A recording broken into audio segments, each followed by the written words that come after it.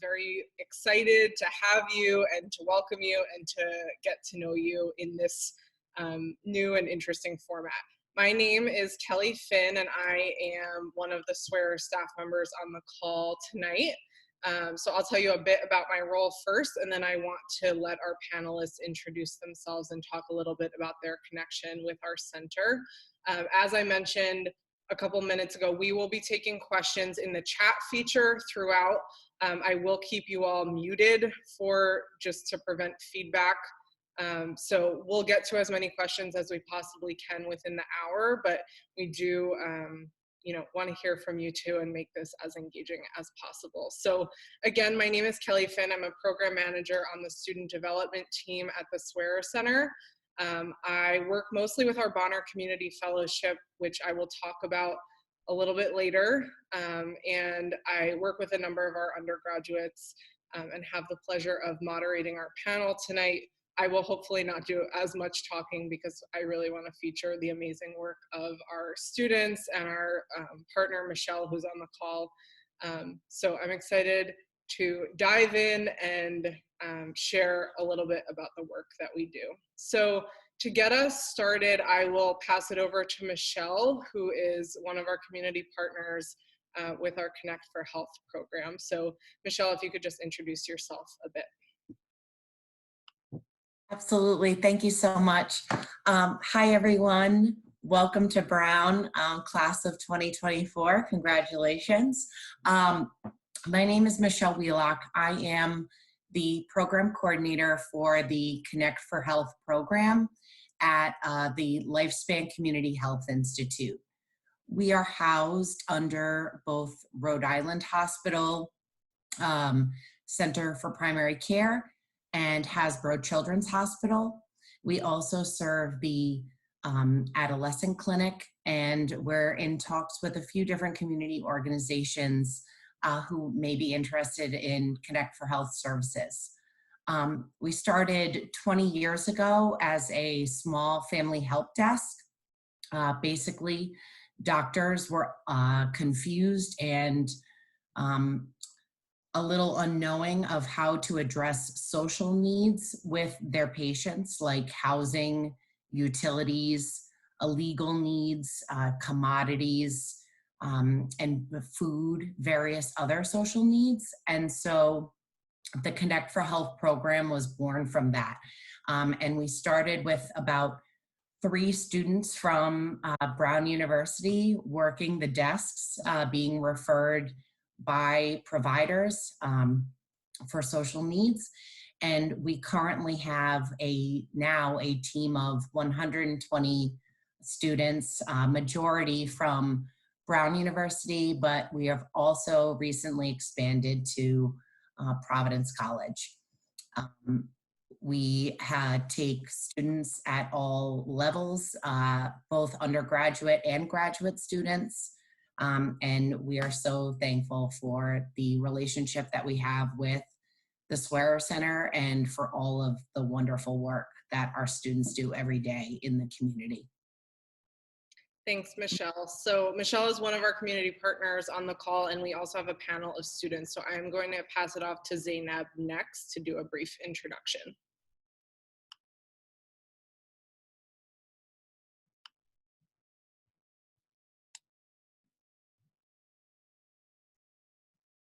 Hi, everyone. My name is Zeinab Kante, and I'm a junior studying ethnic studies and pre-med. And I'm a part of the Swearer Center because I participated in BEAM, which is a program where students from Brown go and teach elementary schoolers and middle schoolers and elementary schoolers during an extracurricular program. And I've also participated in the Royce Fellowship, which is essentially when Brown funds students' independent research projects. Thank you. I'm going to pass it off to Parisa next. Hi, I'm Parisa. I'm a senior studying biology and English nonfiction. I'm also pre-med. And I'm part of Swearer Center through 3 different things. First off is HOPE. So that's kind of working, I guess, with people experiencing homelessness in Providence. and I've been doing outreach with them for a couple of years. And I've also been part of the Royce Fellowship along with Zeinab. So doing kind of like an independent research project through that. And then I'm currently a Storytellers Fellow, working to actually kind of combining hope along with my love for creative outlets and writing and storytelling to do a project kind of, I guess, showcasing often underheard voices within the homeless community. Thank you. And finally, I'll pass it off to Nari. Hi, my name is Nari Kato. I'm a junior studying education. Currently, I'm in the Los Angeles area. I'm involved with Swearer primarily in two ways. The first is the Bonner Community Fellows Program, which I think Kelly would explain more. Through the Bonner Community Fellows Program, I'm part of an organization called ESOL, E-S-O-L, English for Speakers of Other Languages, which where I provide English classes to the adult immigrant community in Providence, tackling language discrimination and access to social mobility. I'm also part of the Engaged Scholars Program, which is something that allows students who are interested in community engagement to incorporate it to their academic studies. Thank you. So that is our panel for this evening. The way the format will work is for the next 5 to 10 minutes or so, I will do a pretty high level overview of the Swearer Center. What you'll come to find out is we have a lot of different programs. And so tonight is just a chance to give you a quick taste of all of our offerings. And we are happy to take further questions and follow up if you're really interested in something. So I just want to preface this by saying we won't be able to go through all the details of every single program, but to give you a sense of what we have to offer and what some of our partnerships look like. And then we will open it up for questions and discussion. So our panelists will talk a little bit more about their experiences engaged with Swearer and the Providence community and beyond. And that will be most of our evening, will be the discussion and Q&A section. So again, put questions in the chat and we will be getting to as many as we can. So I will attempt to share my screen now so you can see the slides. So welcome to the Swearer Center. This is our official overview of what community engagement in Providence looks like through the work of our center. So Howard Swearer was the 15th president of Brown, and at the time he had this really interesting idea that I think college students can in fact make an impact in the communities in which they come to college. And more and more institutions are getting on board with that idea now. But at the time, Howard Swearer and a number of other college presidents were really thinking deeply and critically about how college students engage, and also through the lens of understanding that the university is not the center of knowledge, and a lot of important knowledge also lies within the communities that surround the institution. So we are named, obviously, for Howard Swearer. We were founded in 1986, and we are located under the office of the college. And so a lot of what we do does have some academic underpinnings, and we ask students to really think critically about the ways that all of their coursework is informing the work that they're doing in Providence, and the other way around, right? So not that learning should exist on College Hill and off of it, but how can we exchange those ideas in important and useful ways. We understand our work to be experiential learning, and so we believe that knowledge exists outside of textbooks, and you actually have to go through experiences to understand what works and what doesn't, and knowledge is best when it's applied. To date, about 1,500 students engage with the Swearer Center each year, and so we are working with a pretty large portion of the population at Brown. And I think a theme that you'll see tonight throughout our talk is that we have a number of values. I think two of them that are most critical are around community agency and reciprocity. So we really see our role to be listeners and learners, and we want our community partners in Providence to set the direction for us, and we will follow along. So we don't believe that students at Brown necessarily hold all the answers, and it's important that we go into communities understanding what the assets are, what solutions already exist, who are the key stakeholders, and how can we program around that. And the idea of reciprocity is that partnership is about a give and take, right? And when learning happens, usually it's because you're giving something and you're getting something. So you'll see throughout our programs that those values really guide the work that we do. So I will jump into talking about a number of our programs. Again, this is a high-level overview, so just a quick sentence about each one, but we're happy to take further questions. So Community Core is what we call our wide mouth funnel. So this is the way that most students get engaged with the Swearer Center, especially at first. So I would say as an incoming first year, this is something that you want to be paying attention to. Most of our Community Core students are working with student groups that are partnered with an agency in Providence, usually providing pretty direct hands-on service. And the time commitment is typically about 2 hours a week.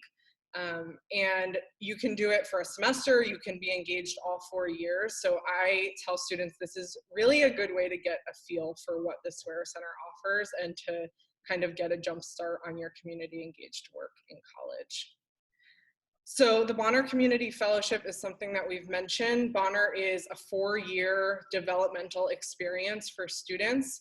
The application will open just after May 1st. We typically take about 25 students per cohort, and you are deeply engaged with one nonprofit partner your entire 4 years of college. So the work is a mix of direct service work and also capacity building work. So usually our Bonners are taking on behind the scenes projects, helping to grow the capacity of the organization. So for example, it might be something like a marketing plan, or working with the person at the organization who writes grants and really helping to support an organization on the back end too. So it's sort of moving beyond the direct service capacity. Our Engaged Scholars program is an upper level experience. So there are 16 concentrations that currently work with our ESP program. And this is really a way to approach our community engaged work through a more academic lens. So it's a way for your courses to really interact with your community engaged practicum experience. And so this is something that as a first year you wouldn't get involved with right away. And I would say Community Core again is a really great way to start to understand Providence, understand our partners, understand what some of the local issues are. And then as you pick your concentration, decide what you're going to study, there's an opportunity to get involved with the Engaged Scholars program and ultimately think about how your academic learning is shaping all of the community engaged work that you do and the other way around. So that is ESP. Our Brown in Washington program, we currently have a summer program and a semester away program. And if you're really thinking about or have an interest in policy, this would really be the program for you. It's a cohort experience, as many of our programs are, and you're really getting an in-depth view of what being on the Hill is like. And I think, like many of the programs we've mentioned, is a really hands-on way to understand issues on the ground level. So this might be something that you're thinking about as a summer option in the future, and or during the academic year as well. The Royce Kelly, Fellowship. Just had a quick question. Could you just explain what cohort means in this instance? Sure, thank you, Susie. So cohort means it's essentially a community, a group of students. So when we talk about cohorts, we might be talking about 20 students that are a part of this engaged experience together. And so, for example, in Bonner, we have 25 students who are going through their 4 years together. So when we say cohort, we mean a group of people together. And we think that that's a really important way to learn, is to be in community with people. So thank you for that question. The Royce Fellowship, our panelists will speak to a lot more than I can, but is in ESP, a very similar way of thinking about the work through an academic lens. And Royce Fellows really take on a project of their very own. So something that they're passionate about and interested in and has some sort of public purpose to it. And so it's essentially a research project, but there's a hands-on piece of the learning. And I think is a really great way as an upper level student to think about an issue from all sides in a really complex way. So more to come on Royce later. Our iProv Summer Fellowship is one of our summer programs, obviously. And it's about an 8-week fellowship where students are engaged full-time with an organization for about 40 hours a week. Similar to our other programs, doing a mix of direct service and more capacity building or behind the scenes type work. Our Social Innovation Fellowship is a partnership that we have with the Social Enterprise Greenhouse, SEG, which is located in Providence. And this is a different lens through the way that we think about our work. And Social Innovation Fellows work with a number of local innovators that are mentored and supported by SEG and are really thinking about sort of unique and interesting ways to approach social issues. And so our Social Innovation Fellows learn from experts in the field and then also have an opportunity to sort of start a venture or join onto a venture that already exists through SEG. Again, just a different lens to think about the work that we do.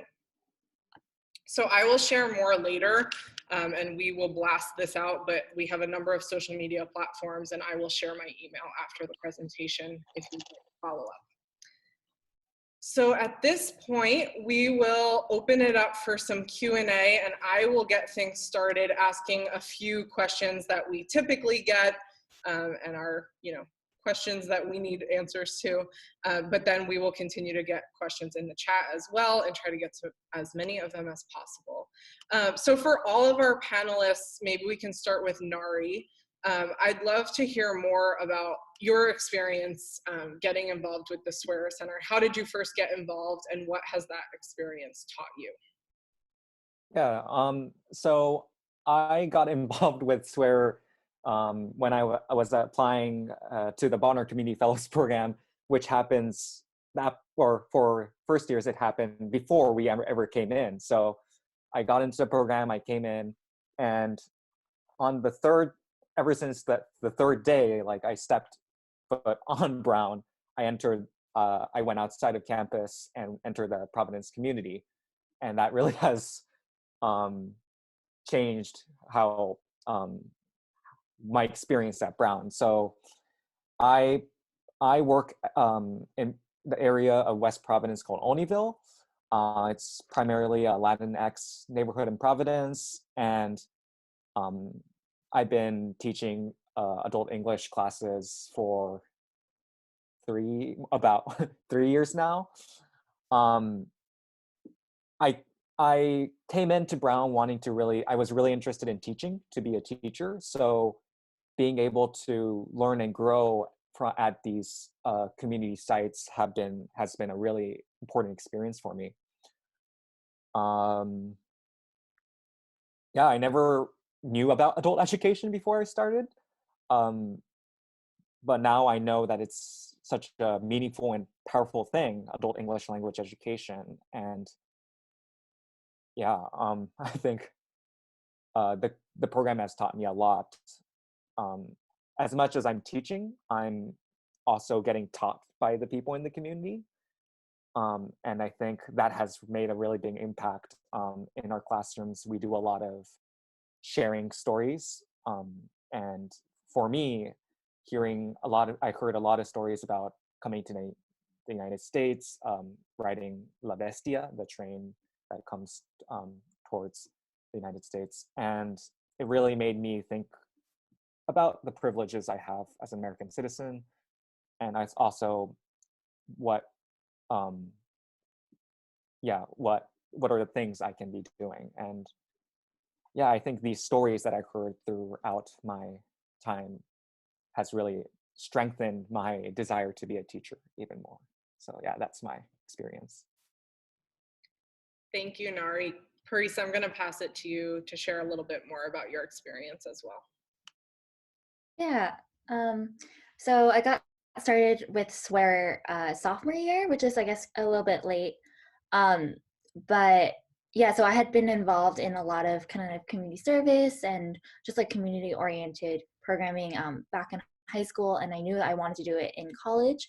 I got involved with a different organization that wasn't swearer affiliated freshman year, and then I heard more about swearer, and I wanted to partake, and so I joined Hope my sophomore year fall, and have been kind of in the swearer bubble, I guess, since just because I have found kind of like a difference between a normal student organization and kind of a swearer affiliated one. I did kind of notice that the swearer one, it Hope has actually grown a lot since I joined, but there definitely is a sense of community that I really appreciate, and just kind of a consistency and a knowledge that like a lot of people in the past have done what you're doing, and people like once you graduate will continue doing that kind of work.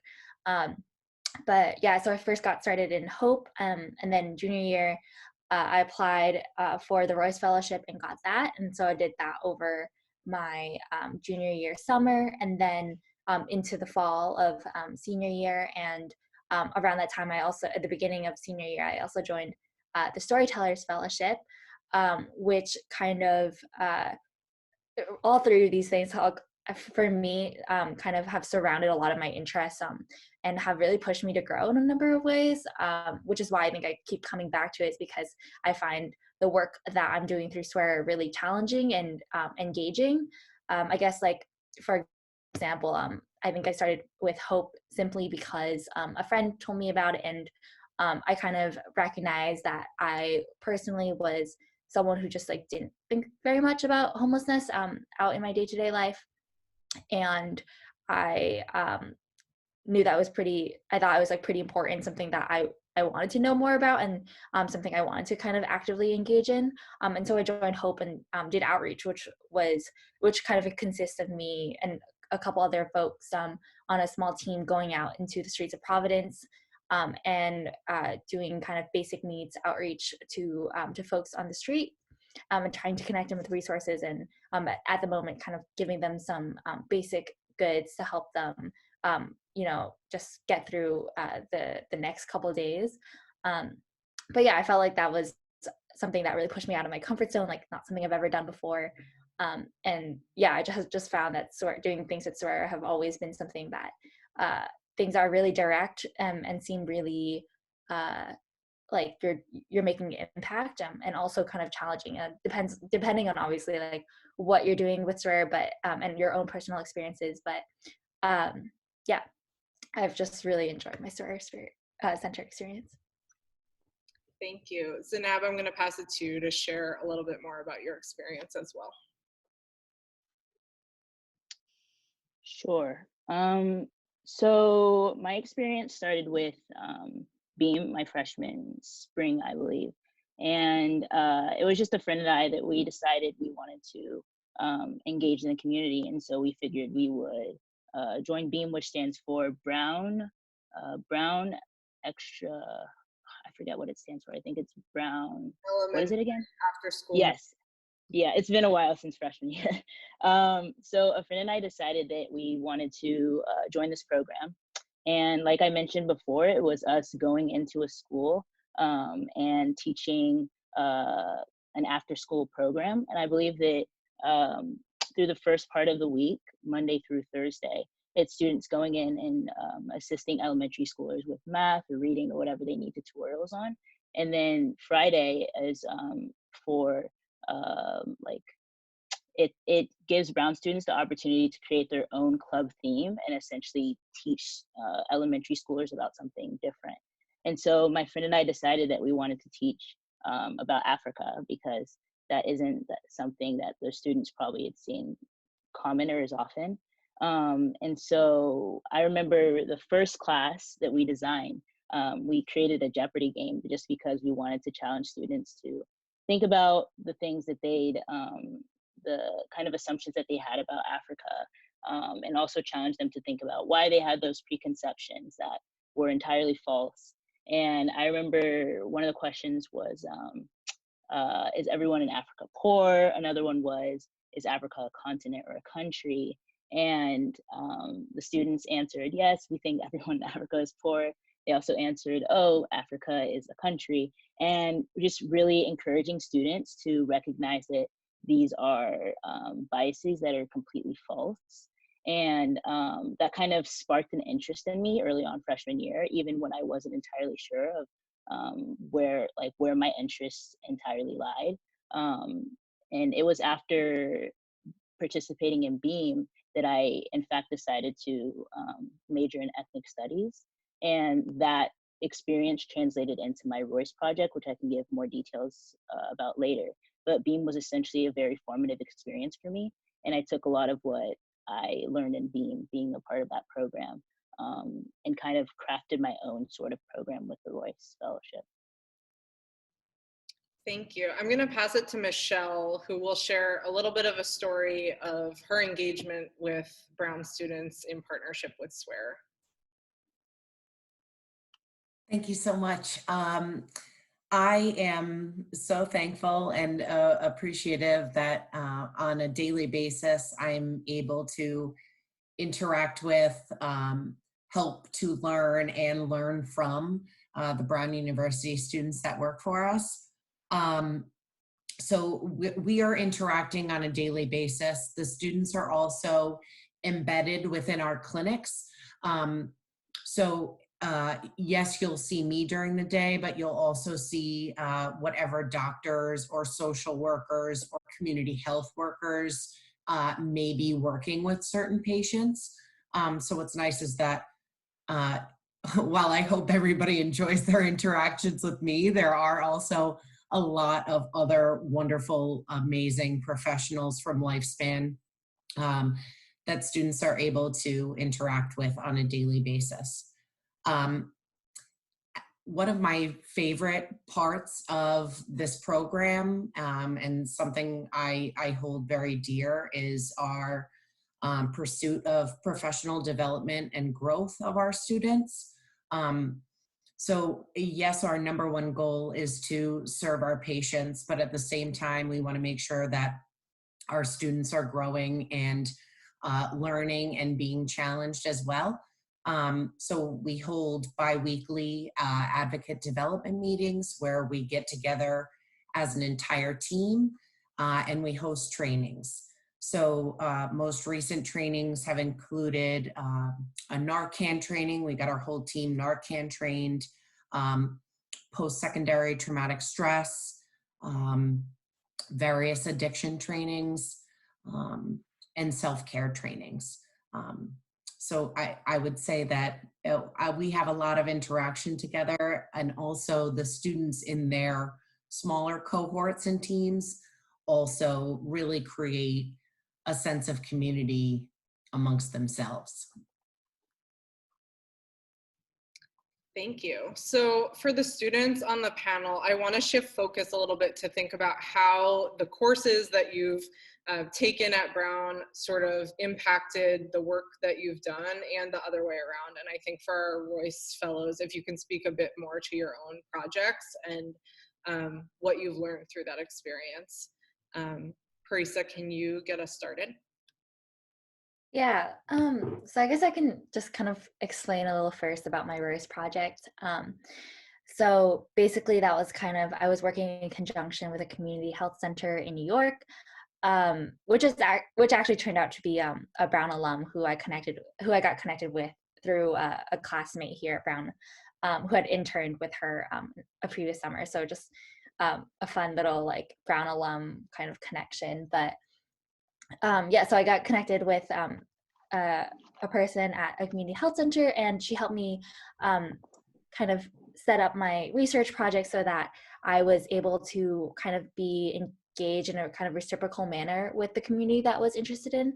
And what I essentially did was look at kind of different narratives and stigmas surrounding mental illness within the specific kind of Asian American community that I had grown up with. So that was kind of centered around Chinatown in Manhattan. and I essentially did these workshops, kind of explaining about mental health, and also there were creative writing components to it, and kind of in return, or I guess what I kind of took back as like part of my research, was kind of a better and more in-depth understanding of how people in this community still talked about mental illness, and kind of the narratives that were still being passed even to this day, that surround it, and kind of a lot of, I guess, like really, it was really great to kind of interact with people in the community on a more intimate level.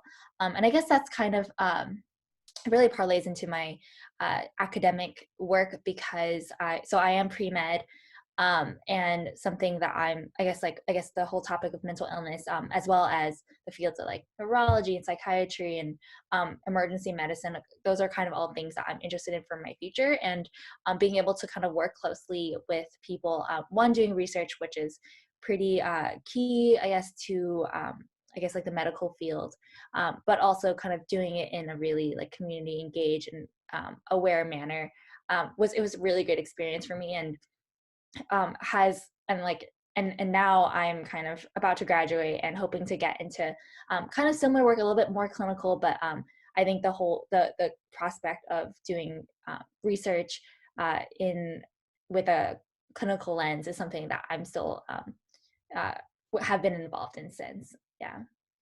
So. Thank you. Nari, can I pass it to you? So I think in comparison to other people, connecting my experience in adult education and my education concentration was fairly easy, but I think it was really an integral part of my learning right now, because I think this is true with many people who are studying at Brown, but a lot of the learning feels very based on theory um, and reading research papers, and sometimes you feel like, so what, right? How does it connect to the real world? And for me, that through the Bonner program and through working at outside the community, I was able to make that connection between the papers that I'm supposed to be reading for my classes and the classes that I will be teaching that afternoon. So to be able to put that learning into action was something that felt really natural to me, and something that really made my classes seem like there's some kind of purpose to it. Thank you. And Zeinab, can I pass it to you? Sure. So as I was talking about before, this BEAM program really helped me have conversations with students about their biases regarding Africa and things of that nature. And the rest of that course, or that club, was organized to continue examining these biases and then learn the truth about them. And so the following year, I took ethnic studies, and that completely transformed my Brown experience, because it was a class that encouraged me to think about things that I hadn't considered in high school, or didn't have the opportunity to consider in high school. Things that helped me develop a more informed sense of self. And I began questioning myself, like, why is it that I had to wait until college to begin learning these things? Why is it that once I get to Brown, that's when and on a whim, decide to take a course? All of a sudden, I'm informed about all these biases and all these stigmas that exist in society. And so I had a conversation with my professor, and I was talking to him about this, like this problem that I was having, or this question I was struggling with. And I began thinking about my experience with BEAM. And I was thinking, okay, what if I could organize something, some curriculum, some program that wasn't just on Fridays, something that I could go in and I could teach students about the things I was essentially learning in the classroom. And this kind of this piggybacks off of Nari's point that engaging in the community gives you the opportunity to apply the things that you're learning in the classroom. And so my Royce project was essentially designing a curriculum based in African American history, and designing it in a digestible and accessible way, so that communities outside of Brown could also be informed about the same sort of things that I was informed about. And adding on to that, so that middle schoolers or high schoolers or whoever's engaging with this material can also begin developing more informed sense of self. And I started that project my sophomore spring, continued working on it during the summertime, and then again in the fall, but took a little break because I was abroad this semester, actually. But back home because of the whole coronavirus situation. But the intention is to continue working on it this upcoming senior year. Thank you.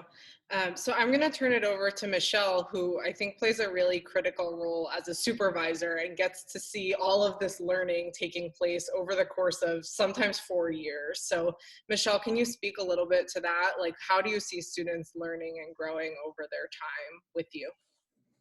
Absolutely. Now that I have been with the program for a while, I've actually gotten to see the first round ever of Bonners now graduating, which is near and dear to my heart, as well as other students that have been with us since their freshman year. We absolutely provide a lot of areas to grow.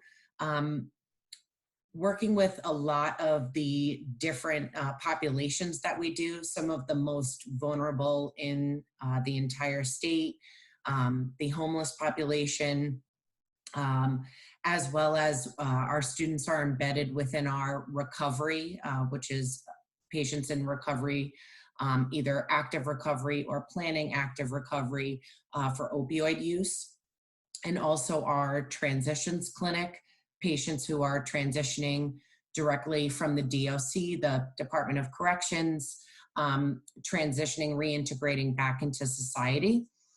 So some students have chosen to take on specialized roles within those clinics.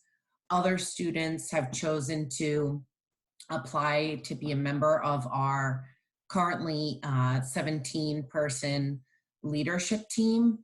Our leadership team members may, they could be team coordinators where they run a smaller cohort of what we call desk advocates. They could be resource coordinators who coordinate a 10-person team that works specifically with our resource database. So we definitely try to provide not only a lot of professional development, but also areas for growth. I've also seen students take on a variety of different projects, research projects. One of our Connect for Health students, who's a senior, actually did her senior thesis, a qualitative study on our Connect for Health patients. So I've seen a lot of wonderful things come out. I think learning about biases, learning about privilege, just diving deeper also into who they are and how they see the world, and how we see this wonderful community that Providence is. So watching them grow has been absolutely phenomenal. Another project that just came to mind, Rhode Island has a health equity summit every year, and our Connect for Health students, as a smaller team, got together to apply for that. So that is just another opportunity for them to show off the wonderful work that they do, but also a great professional development opportunity. Thank you. So I think we are going to shift into attempting to answer some audience questions right now, which my lovely colleague Susie is helping curate. Great. So Kelly, first of all, I see there are quite a lot of questions about the application process. Could you talk to the application process for Bonner and Community Core, and I see there's also some questions about how competitive in general the different application processes are. Sure, thank you. Yeah, so most, if not all of our programs have applications associated with them, and that's for an important reason. We really want to make sure that the work that we're providing our partners and the students we're providing our partners are deeply interested in this work and committed to this work. So we do have an interesting model in that sense. It's not like you can just run down the hill and do whatever you want. We do see it as our job to help our partners select the best candidates and make sure that people are really committed. So our Bonner application will open in early May and will be due on June 20th. It is a pretty extensive application process and is pretty competitive. It is a stipended program, as a number of our programs are. There is an interview process associated with it, and I'm happy to post more details on that. The Community Core application opens basically as soon as school starts every semester, and we receive hundreds of applications for that program, typically around 500 per semester. And so Community Core really is the largest way to get engaged. Our goal is not to shut anyone out of opportunities, but we do have an application process for you to tell us a little bit more about who you are, what you're interested in, what you're thinking of concentrating in. Our programs are not specific to certain concentrations, so I did see a question come up earlier around, if I don't know what I'm studying yet, is it okay to get engaged? And yes, absolutely. I think that's an even better reason to get engaged, because I think that this work will really help shape your own learning too, as we've mentioned. So the Community Core application will be pushed out in early fall. And you do get to, I think Nari answered the question, but you do get to apply to specific student groups and organizations. So it's not like you're just in a general pool with students, but you do get to tell us what you're most interested in doing. Great, and I see a couple questions about, is there only the one chance to apply to be a Bonner Fellow? Is that just as a freshman? How does that work? Sure. So if you do miss the opportunity in your first semester as a first year, there is a small window of opportunity up to your sophomore year to apply. That is really just based on whether we have slots open or not. So we do have a limited amount of slots in the Bonner Fellowship. So there is a chance to apply as a current first year. And I myself was a Bonner as an undergraduate, and I applied late in the game, so I do try to support folks to do that. And I understand that, you know, it's hard to make all of these decisions when you haven't even started with day one yet. So there will be an opportunity to apply. You don't miss it if you don't do it this coming May. Yes. Great, and I see a couple questions about transitioning from volunteering in your hometown to working with the Providence community. What's it like to get to know the community and its needs, and other aspects of Providence culture that students should be aware of coming in? Sure, so I would like to let the panelists answer that one, but I will say just briefly, a big piece of what we do as swearer staff members and even other students is really a lot of preparation and training and reflection that's associated with the work that we do. So again, we see it as our role to help prepare students to be high quality, you know, interns and fellows at the organizations that they're working with. So we have a number of key trainings that we provide students in all of our programs across the board that really help orient you to Providence. So we help with a little bit of that on the front end, but I'm interested to hear from some of our current students around how has that experience been different for you? How did you really get rooted in Providence? Would someone like to jump in first? Yeah, I can speak a little bit about that. I did some community service and kind of like this kind of work, I guess, back in high school, as I said before. But I felt like it was totally different from what it was like to come to college and do this kind of work. Back in high school, you just have much, or at least for me, speaking of my own experience, like you just have so much less like access or ability to do things. Just, I guess people don't really like think of high schoolers as people who can really like, you know, get things done and really like impact change, or at least like that's how it kind of felt in my high school, where it felt like we were always going through like our mentor who was like a teacher. It felt like no one really like took us very seriously, and as a result we also didn't take ourselves really seriously, and didn't get that much done as a result. Like we had ideas but oftentimes lacked a kind of organization or passion or even time, honestly, to like implement all of those things.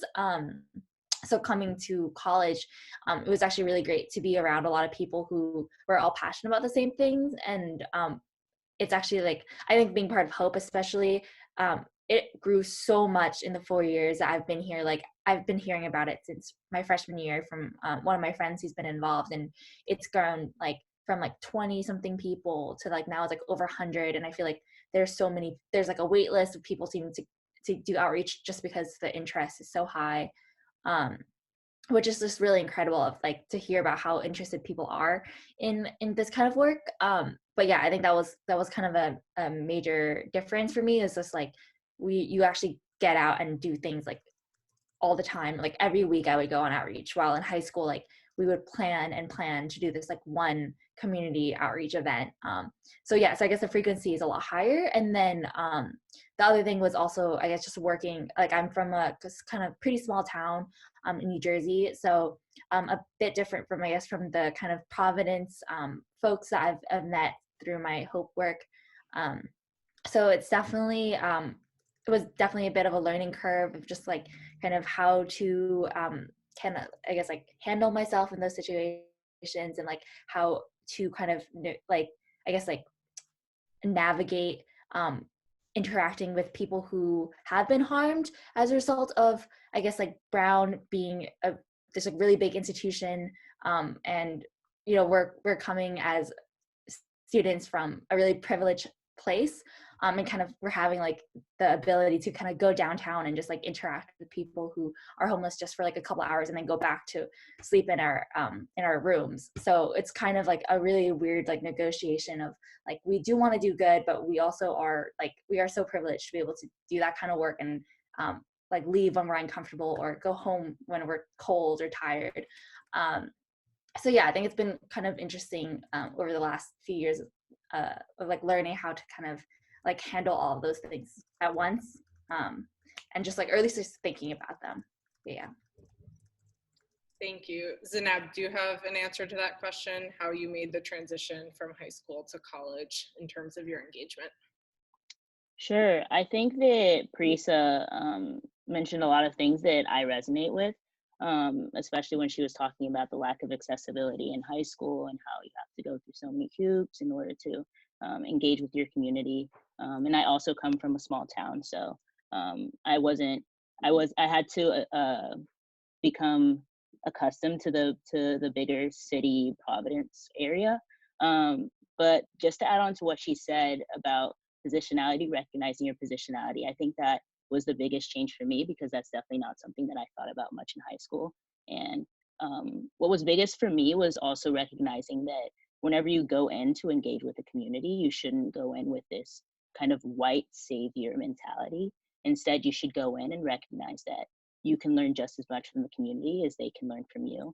And so it's a very bi-directional kind of thing.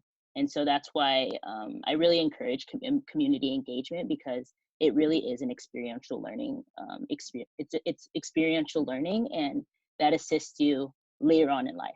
You don't need to just learn all of these things that are useful in the classroom. Thank you. And Nari, anything to add here? Yeah, just I think I agree with what both of them said. There's going to be a lot of learning, but also unlearning of the way that you see the world, and coming into a different place. I think there was a lot of things that I had to really reflect on my own privilege, my own actions, and it takes time. I think I saw a question saying like, is it better to stay in an organization like longer or look at different organizations? But if you really do want to build a relationship and be something meaningful in the community rather than someone that's distracting, I think it does require time to really build that relationship, know really what the organization is about and gain that trust. So yeah, for me, I've been in the same organization for 3 years now, and I feel like I'm finally beginning to really understand what the community really needs and what my role is in the wider community. So yeah, it's a learning curve.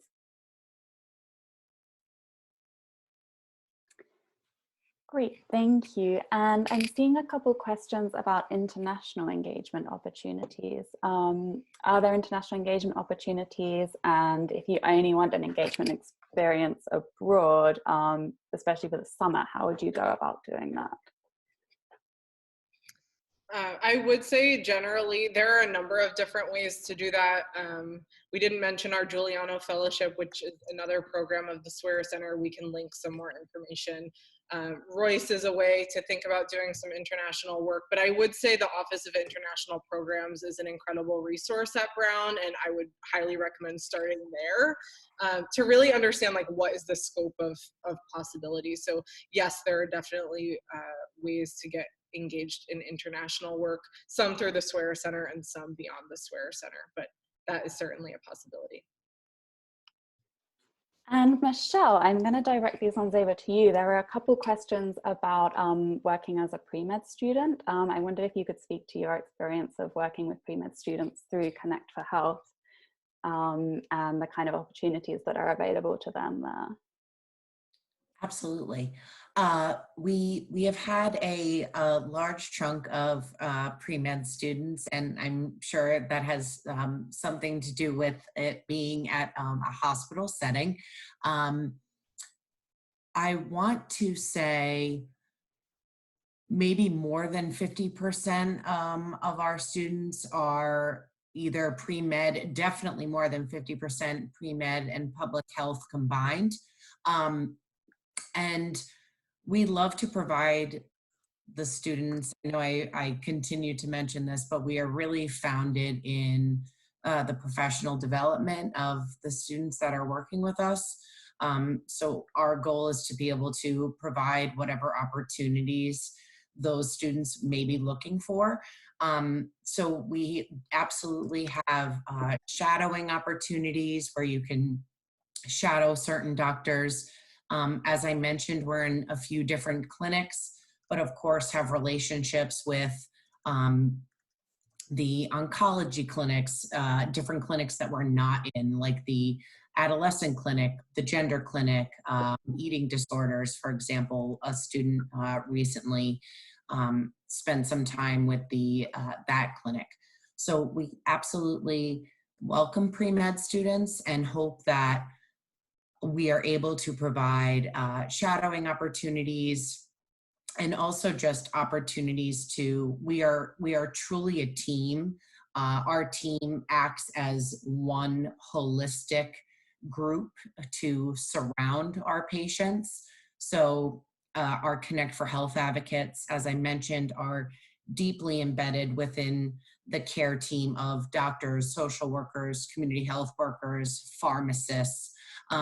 So our Connect for Health advocates are in those team meetings and discussing panel management, looking over charts, reviewing charts, seeing what we can best offer the patients in the small amount of time that they are with us at the clinic. We absolutely welcome additional opportunities for professional development. If students come up with something, our goal is to make it work for them.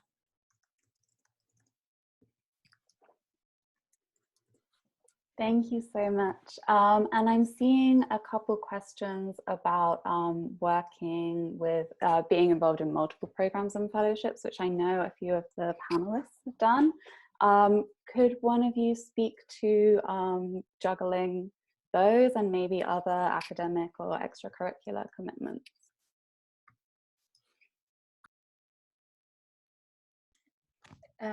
Yeah, so I guess again, I probably can speak to this having been in a number of extracurriculars at once, especially with SWER.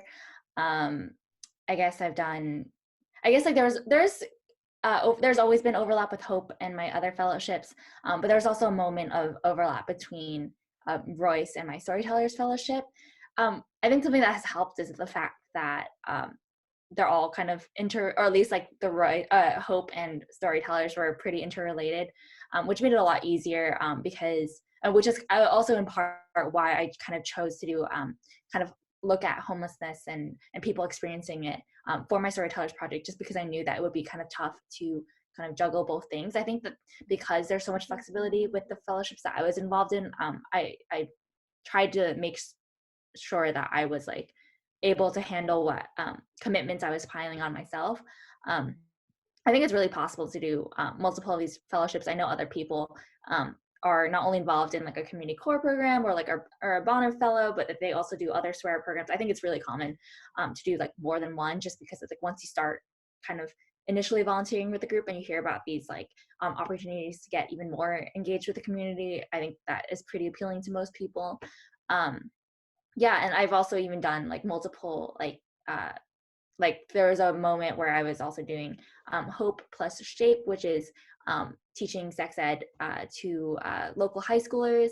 And I also saw a question, I think, about working with people with special needs. And there was a semester, I also just like kind of jumped around because I thought they were all really like interesting opportunities and an opportunity for me to like learn more things. But I also worked with SEED, which is self-expression for adults with developmental disabilities for like a year or so. And it was also like in and of itself like a really great opportunity to just like to teach kind of creative writing or creative means for expression to people with special needs. And yeah, so you really can kind of just do multiple things. It's just about like balancing it alongside your coursework. And I think that with the fellowships, which definitely take a little bit more time and independent, I guess like scheduling is just like making sure that you're on top of kind of your own scheduling. And I think trying to make those connections when possible makes it a lot easier. And so that's why, like, instead of choosing a totally random topic, I decided that I wanted to like kind of work with Hope, which made it a lot easier because I already had kind of those connections in place and some experience working with the community, instead of trying to like immerse myself in something or like a totally different community, which would have been interesting, but definitely a lot more time consuming that way. But yeah, that was my take on it, at least. Thank you. So just to be mindful of time, I am going to start to wrap it up here. Susie is posting a link in the chat for you to stay connected with us. We are so thrilled that you joined us for this last hour, and we're glad that we answered some of your questions, but I know you'll have more as the fall gets closer. Again, I just want to welcome you to Brown. We are so excited to get to work with you and get to know you. And I would like to just give a virtual snaps to our panelists who were bearing with us for the very first time we were doing ADOC in a virtual way. So thanks to all of our panelists for joining us. So please feel free to reach out, stay connected, and again, welcome to Brown, class of 2024. Have a lovely rest of your day. Bye.